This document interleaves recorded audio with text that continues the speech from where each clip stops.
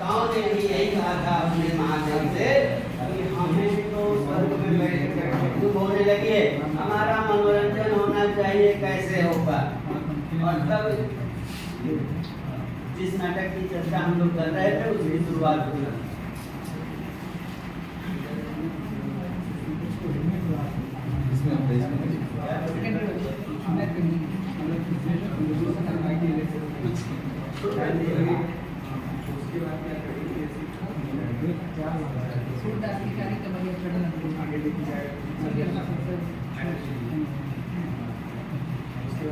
सारे लोग को एक साथ अगर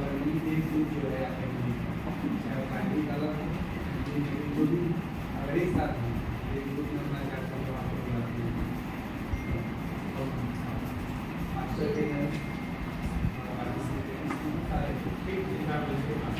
जब आपका खत्म हो तो शायद बाकी शुरू हुआ है तो बाकी तो लाइन बदल और एक साथ ही आकर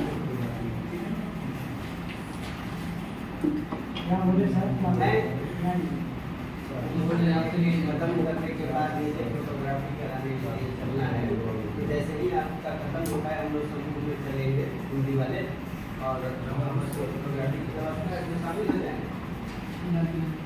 तो मैं चुनौतियों की बात कर रहा हूँ कि क्लासरूम में किस तरह से हम नाटक पढ़ाएं कि सबसे जो रोचक रोमांचक विधा है वो मेरा सुना हो। हमारे क्लासरूम यानी वर्ग कक्ष की बनावट व्यवस्था इत्यादि के कारण भी यह विधा थोड़ा कठिन है, क्योंकि यह क्लासरूम की विधा है ही, यह है मंच की, यह है चौराहे की विधा, आम लोगों के बीच की विधा है, यह इस तरह से बैठे बैठाए रूम की विधा नहीं। इसलिए भी दिक्कत होती है, लेकिन हमें करना उसी में। तो इन चुनौतियों पर हम ध्यान देंगे कैसे किया जा सकता है। हमारा उद्देश्य क्या है नाट्य शिक्षण का? बालकों में अभिनय कला क्षमता का विकास, बालकों में शुद्ध वार्तालाप शैली का विकास, सृजनात्मक कौशल का विकास, सभी भाषाई कौशलों का विकास, व्यक्तित्व का विकास, देश काल समाज और संस्कृति की समझ का विकास। यह मैंने किसी किताब से लेकर के नहीं बल्कि अपने से समझ करके इसे अपने स्तर पर यहाँ रखा है। मिलता जुलता हो सकता है, लेकिन मुझे लगता है कि इससे ज़्यादा और कोई उद्देश्य नहीं हो सकता है, तो इसलिए संक्षेप में मैंने कर दिया है। अब इनकी विधियाँ क्या है? कुछ पारंपरिक हैं, कुछ जो हमें क्या चाहिए। अब इन्हीं विधियों में से थोड़ा सा इस पर ध्यान दे दें। जैसे आदर्श विधि क्या है? इस विधि के अंतर्गत शिक्षक स्वयं नाटक के सभी पात्रों का अभिनय चरित्रों के अनुरूप करता है, पात्रानुकूल और भावानुकूल अभिनय करके सिखाता है, संवाद अदायगी बताता है। यह विधि प्राथमिक कक्षाओं के लिए सबसे अनुकूल है। हमारे छोटे बच्चे जो हैं, हालांकि उनमें उत्साह इतना होता है कि जैसे आप कहिएगा कि नाटक करना है तो सब खड़े हो जाएंगे और वहाँ पर होने लग जाती है कि हम ये करेंगे और हम ये करेंगे। लेकिन दिक्कत क्या है उनके साथ सर कठिन बंद कर दीजिए, बहुत गर्म हवा है। पठन कौशल का दिक्कत है, उनके भाव संप्रेषण की परेशानी है, तो इसलिए वो सब कुछ एक साथ नहीं कर सकते, लेकिन उनमें उत्साह है। और एक शिक्षक जो है प्राथमिक स्तर पर उनके लिए इतना जरूर करे कि जिस नाटक को पढ़ाना है उनके खास जो पात्र हैं, जहाँ लगता है कि नाटक के उद्देश्यों का यहाँ से विस्तार हो सकता है, जिस प्रसंग से, जिस संवाद से, हम उन संवादों को बोलकर अपने ढंग से जो उसके अनुकूल है बोल करके बताएंगे कि देखो इसमें कैसी भूमिका हो सकती है। तो थोड़ा सा उन्हें सीखने में मदद मिलेगी और वो उसका अनुकरण करना शुरू कर देंगे। इसके बाद व्याख्या विधि जो अगली कक्षाओं के लिए है, जिसमें हम नाटक इस विधि के सहारे शिक्षक द्वारा नाटक की कथा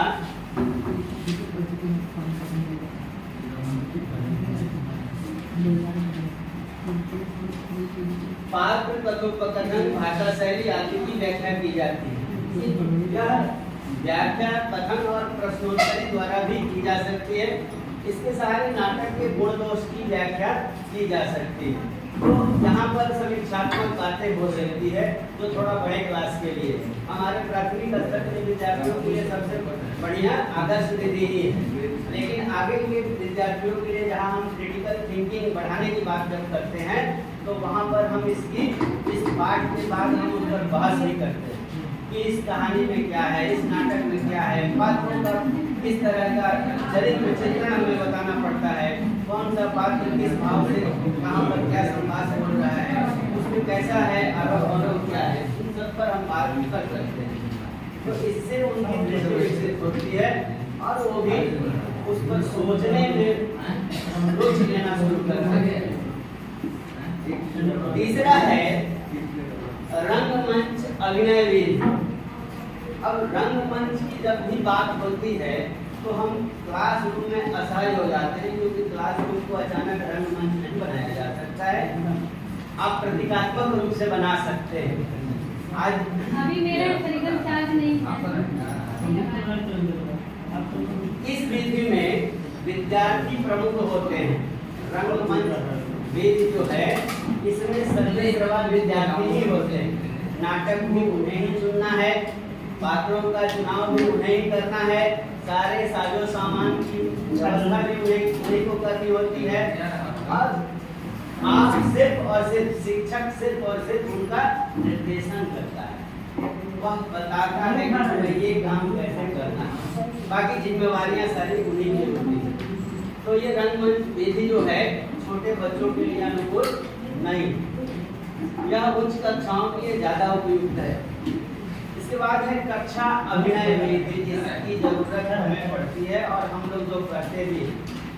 अगर हम अंधेर नकली पढ़ा रहे होते हैं तो हम अलग अलग पात्रों को अपने क्लासरूम में खड़ा करा करके और अलग अलग किताबें पकड़ा करके संवाद अदायगी बताते हैं कि देखो कैसे किस संवाद की बात है, कैसे आप बोलिएगा उसको, कैसे आप कहानी से जुड़ रहे हैं, आपके चेहरे पर भाव कैसा होगा, आंगिक अभिनय कैसा होगा, हाथों का इशारा कैसा होगा, चेहरे पर कैसी त्रिपुटी होगी, तमाम चीजें आप बताते हैं। तो कक्षा अभिनय विधि जो है इसमें भी शिक्षक एक मार्गदर्शक होते हैं और विद्यार्थी अपनी अपनी भूमिकाओं का निर्वहन स्वयं करते हैं। यह पूर्णतः कक्षा आधारित है। विद्यार्थी सक्रिय शिक्षण करते हैं। सोच लीजिए, जिस विधि से अगर विद्यार्थी सक्रिय हो जाए तो आप समझिए कि वही आपके लिए आवश्यक है। हमसे ज्यादा अगर हमारा विद्यार्थी सक्रिय है तो हम उसमें सहजता से उसको लक्ष्य तक ले जा सकते हैं। तो यह विधि मुझे लगता है कि सबसे अच्छी विधि है नाट्य शिक्षण के लिए। नाटक पढ़ाते समय हमें इसी का उपयोग करना चाहिए। यह पूर्णतः कक्षा आधारित है। विद्यार्थी सक्रिय शिक्षण करते हैं और शिक्षक भी एक सक्रिय मार्गदर्शक की भूमिका में होते हैं। आप भी ऐसा नहीं है कि आपने छोड़ दिया उनको और आप सो रहे हैं, ऐसा नहीं हो सकता। जैसे आप हटिएगा पता चलेगा कि बीच में से दर्शक दीर्घा में बैठे जो विद्यार्थी हैं बोलने नहीं देते हैं, वहां पर जो बोल रहा होता है ऐसे ही बोलेगा, तुरंत रिएक्ट कर देते हैं और वो बताने लगते हैं, वो निर्देशक भी बन जाते हैं। तो इसलिए वहां पर एक शिक्षक का काम है कि वो भी सजग रहे और ध्यान दे कि बच्चे अभी अपनी गतिविधि में हैं और हम उसके सुधार, तब जाकर के हम दोनों का इन्वॉल्वमेंट जो है, संलिप्तता जो है वो बनी रहनी चाहिए, तब जाकर के यह सामान्य रूप से सहज हो सकता है। अब इन सभी विधियों को देखने के बाद इस निष्कर्ष तक हम पहुंचते हैं, किसी एक विधि के सहारे नाट्य शिक्षण संभव नहीं है। जिन चार विधियों पर मैंने अपनी बात रखी, इससे स्पष्ट होता है कि कोई एक विधि कहीं खास रूप से सफल नहीं हो सकती है, सबका कुछ न कुछ हमें लेना पड़ता है। तो इसमें जरूरत के अनुसार विद्यार्थियों के साझा सहयोग से प्रत्येक विधि का उपयोग यथोचित किया जाना चाहिए। तो ये बातें थी कि नाट्य शिक्षण हम कैसे करें। मैं इस पर विस्तार से नहीं जाना नहीं चाहता, लेकिन हम जब नाट्य शिक्षण की बात कर रहे हैं तो यूं ही आज की कार्यशाला का समय नहीं जाने देंगे। हम आपसे आग्रह करेंगे कि जो हमारा 4 समूह बना हुआ है, इसमें मैं एक एक विषय दे रहा हूँ और व्यक्तिगत रूप से मैं नहीं कह रहा हूँ कि आप समूह बना करके आइए, नाटक करिए, समय कम है, जिससे पिछली कार्यशालाओं में हम लोगों ने किया है, अभी तक मेरे पास वीडियो पड़ा हुआ है। लेकिन व्यक्तिगत रूप से मैं कहूँगा कि हर एक समूह से, यहाँ पर देखिए 4 होना चाहिए था, 2 ही दिख रहा है। तुलसी प्रेमचंद और जयशंकर प्रसाद का समूह जो है, और यहाँ देखिए महादेवी जी भी हैं और एक प्रतिभा यहाँ थी कोई दिनकर जी की शायद। तो ठीक है, मैं आग्रह कर रहा हूँ कि आप अपने पढ़ाए जाने वाले नाटकों में से किसी भी एक नाटक का कोई भी एक महत्वपूर्ण संवाद अपने अपने समूह से एक एक प्रतिनिधि यहाँ पर प्रस्तुत करें, या अपने मन माफिक अगर कोई फिल्म आपने देखी है, अगर उसमें से किसी भी संवाद ने आपको प्रभावित किया है, आपको संवाद ही बोलकर सुना दीजिए। पहले इसी रो से शुरू करते, रो भाई। यही काम हम लोग विद्यार्थियों में भी करते हैं, अब तक कई हाथ उठे होते।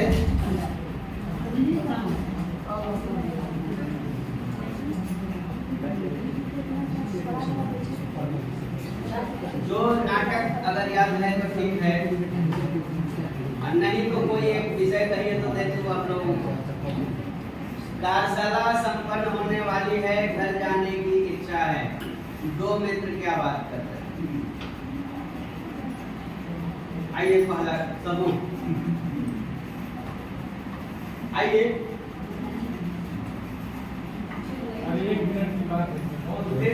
फिर कोई काम नहीं हो पाएगा, हम यही खड़ा रह जाएंगे।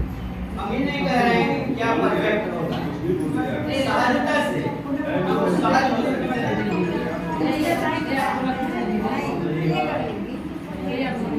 जो सहज हो सकता है, आज जो सहजता से बात कर रहे हैं, हम उसी को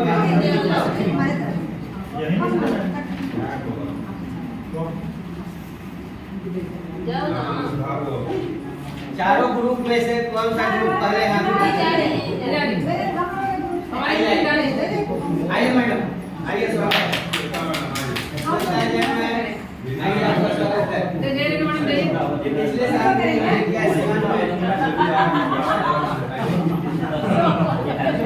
आइए दूसरे एकल अभिनय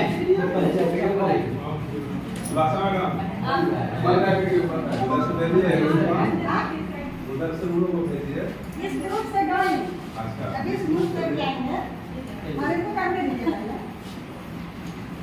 ये वो बार करेंगे। बताइए तो आप लोग बोलने चाहिए। कार्यशाला संपन्न होने वाली है, घर जाने की योजना बन रही है। 2 मित्र क्या बात कर रहे हैं, या एक आदमी क्या सोच रहा है?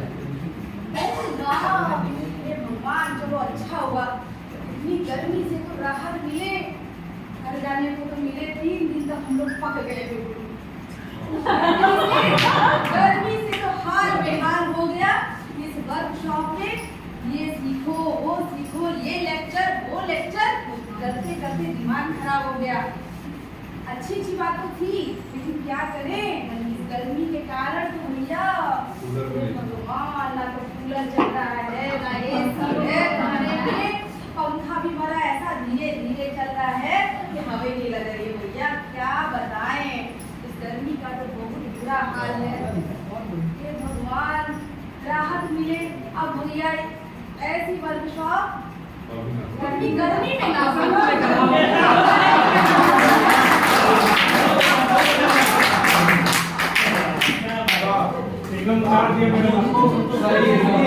अभी क्या वाले लोग बाकी हैं, बता दीजिए।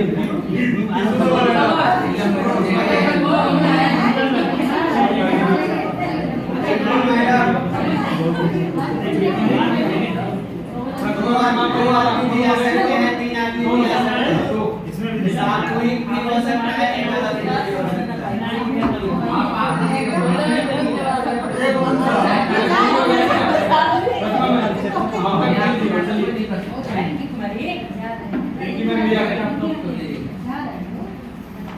लीला मैडम से करवाइए। मैडम आप तो सोच लीजिए, हम अगले करते हैं। आइए विकास सर। समय मत खाइए, फिर देर हो जाएगी, फिर आप लोगों को देर हो जाएगी। सर इसरो से, आप प्रजापति दीजिए। इसरो से आप तो तेज आदमी हैं। बोल जाए। आइए। अरे आइए ना, ले जाइए मत आइए। आइए। हर आदमी के भीतर एक कलाकार छुपा होता है। बुलाइए, आप प्रजापति जाइए। आइए। चर्चा करने वाले 3 दिन का आयोजन कार्यशाला संपन्न हुआ। बहुत जाने वाले हैं क्या आइए। जितनी मुश्किलों में हम लोग आइए सीखे सर। बोलना है वहाँ पर। आप बोलिएगा, हम बोलेंगे। आइए प्रजापति जाइए। आइए अकेले नहीं कर दीजिए, नहीं बात नहीं। अकेले नहीं। अकेले करिए ना आप। आइए, शांत दीजिए, शांत दीजिए।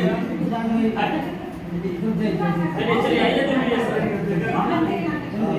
चलिए आइए, बात करेंगे मैम। सुषमा मैडम पुराना वीडियो वायरल करते हैं।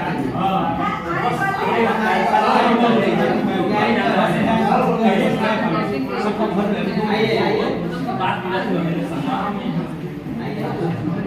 आइए अकेले आप काफी संवाद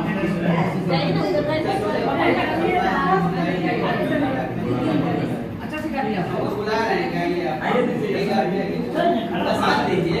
खड़ा तो हो सकते हैं। अकेले दीवार से क्या बात करेंगे? बोलिए, अरे बोलिए। ज्यादा प्रभावकारी अकेली मैडम जीवन बनाती है, तो नहीं आवाज बढ़ा के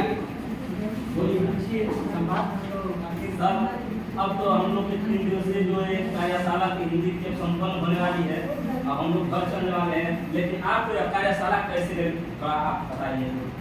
कार्यशाला काफी अच्छा रहा, लेकिन गर्मी और उमस इतना रहा। हाँ सर, गर्मी तो काफी रही।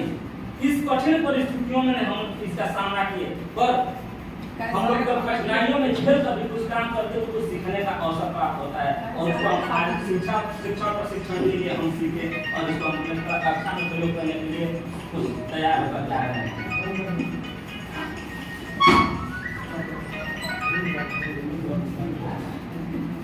हम लोग जो शिक्षण प्रशिक्षण लिए, हम लोग कैसे अपने कक्षा में प्रयोग करेंगे, इसके लिए हम लोग कुछ जाएंगे। हाँ सर, ये तो सही कह रहे हैं। जो CLM का प्रयोग था, ये जो CLM का प्रयोग था, यह मुझे बहुत रुचिकर लगा और इससे पता चला कि हम लोग बच्चों के बीच में जाएंगे तो उनको सीखने का बहुत सुंदर अवसर प्राप्त होगा। वे सरलता और सुगमता से सीख सकते हैं। इस पर आपका क्या विचार है? बहुत अच्छा रहा। बहुत अच्छा है। विचारों का आचार है।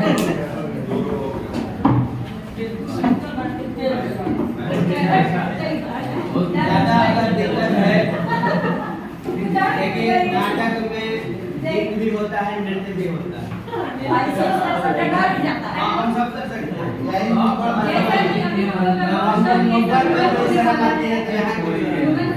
जैसे कि ये वर्षा का सम्मान होने वाला है, घर को भी सबको पता है कि आज हम लोग का ये प्रोग्राम होगा।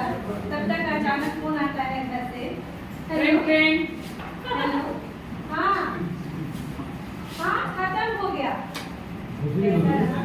हाँ ठीक रहा हाँ, लेकिन क्या करें बहुत गर्मी है। गर्मी के कारण तो गर्मी के कारण तो ना खाने का मन कर रहा है। हाँ ठीक ही है, हाँ आ रहे हैं। आपको पता है यहाँ पर तो जितने भी हमारे जो थे रिपोर्ट पर्सन बहुत मेहनत किए। और पता है माँ, सुमन सर जो है वो तो बोल रहे हैं कि इस गर्मी में आप लोगों ने इतना गौरव, हम आप लोगों को अग्निवीर की उपाधि देंगे। हाँ माँ, हाँ हम लोग आ रहे हैं।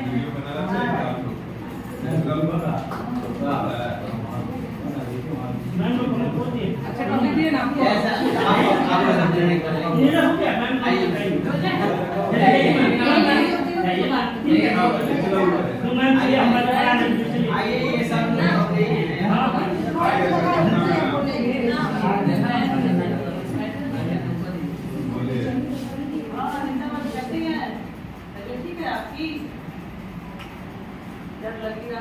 से आपको बोला जा रहा था कि ठीक से रहिए। ठीक है चौबे जी, आप ठीक थे ना रात में? हाँ मैम, मैं ठीक था। आइए आ जाइए थोड़ा अंदर आइए साथ में। जी सर। कार्यशाला को लेकर के तो मैडम, हाँ मैडम, रात में तो रीता मैडम की तबीयत इतनी खराब हो गई कि उनको रात भर हम लोग जगे रहते हैं। अस्पताल गए, अस्पताल में हमको पानी चढ़वाए के हम 1:30 बजे रात में लौटे हैं। हम लोगों की जो कार्यशाला में क्या करा जाए, यहाँ तो सीखने को बहुत कुछ मिला, परंतु हमारी एक मित्र की तबीयत खराब हो गई, उसके कारण बहुत दिक्कतों का सामना क्या बताएं। हाँ ये तो सही कह रही है, फिर भी हमारे जो प्रशिक्षक महोदय हैं उन लोगों ने इस गर्मी में भी हमें गर्मी का एहसास नहीं होने दिया। और आरा की तो बात ही क्या है, इस बार आरा वालों ने मिलकर के पूरा माहौल ही जमा दिया है, तो हम लोग बहुत अच्छा ख्याल रखेंगे।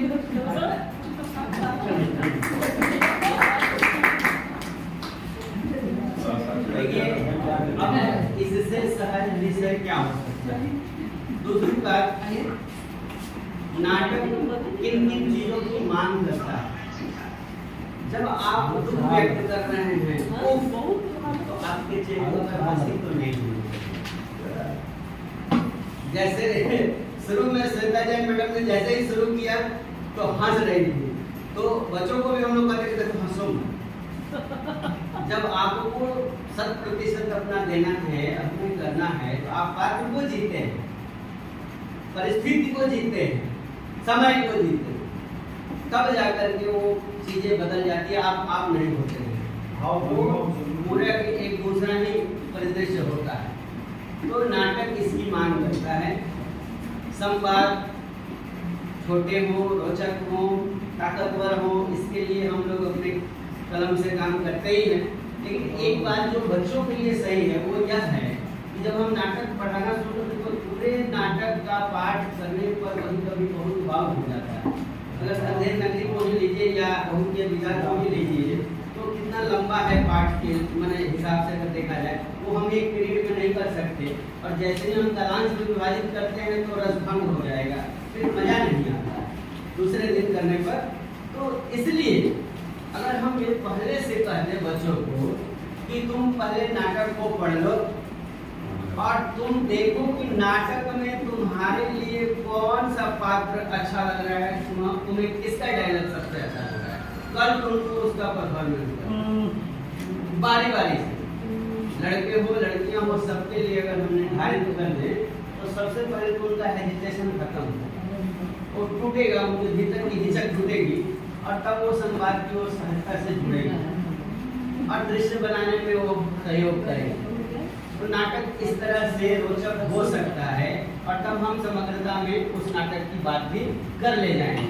और जब मौका मिले तो हम उसे स्टेज पर ले जाएंगे क्लासरूम से बाहर। अब जब हम छोटे बच्चों को नाटक करने के लिए चलते हैं तो हमारे पास बहुत बार ये संकट आ जाता है कि कौन सा नाटक किया जाए। बच्चों के लिए बहुत ही कठिन हो जाता है कि उनके स्तर का नाटक हो, रोचक भी हो और उनके लिए प्रेरणादायक भी हो कि उनके